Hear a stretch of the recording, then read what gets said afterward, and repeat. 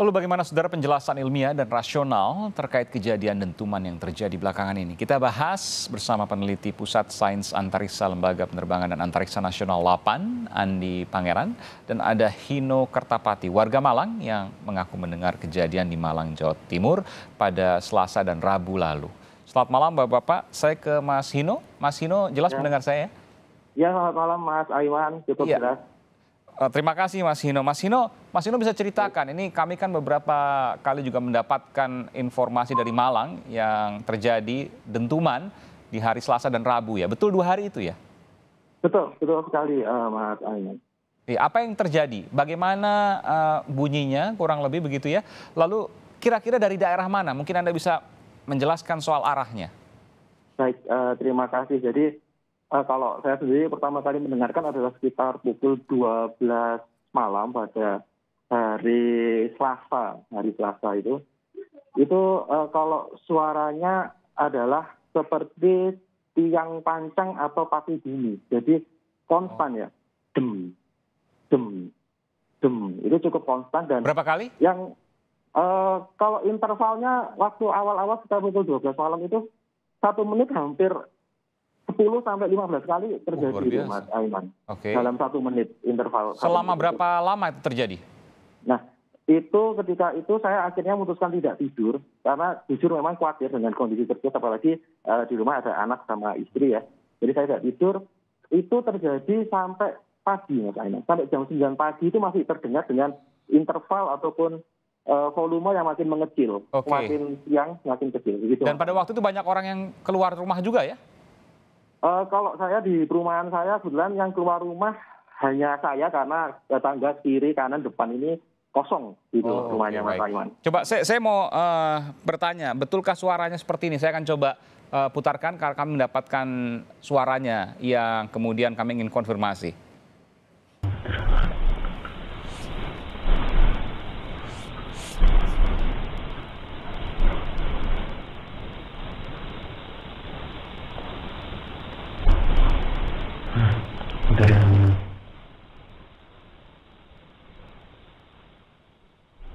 Iya.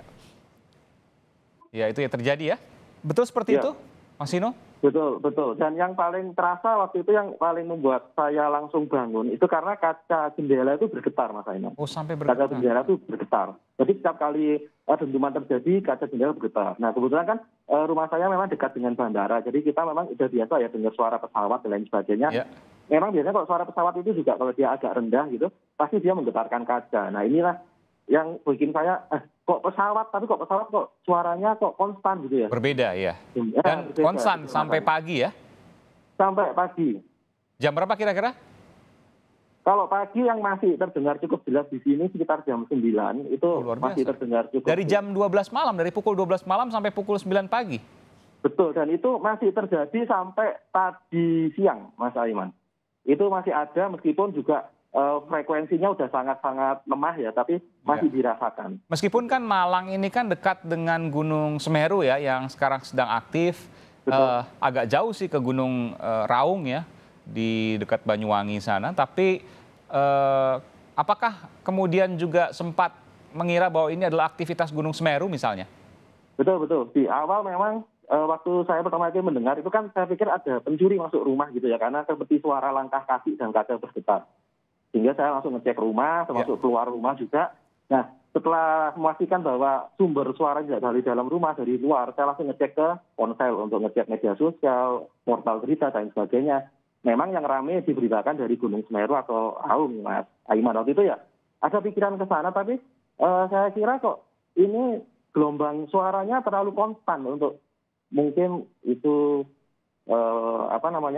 letusan gunung api begitu Mas Aiman. Tentu kan tidak akan sekonstan itu begitu. Dan saya ke Bung Andi. Bung Andi, bahwa LAPAN sudah menyimpulkan bahwa ini tidak terkait dengan aktivitas antariksa, juga tidak terkait dengan aktivitas geologi, gunung aktif, gunung meletus. Benar demikian?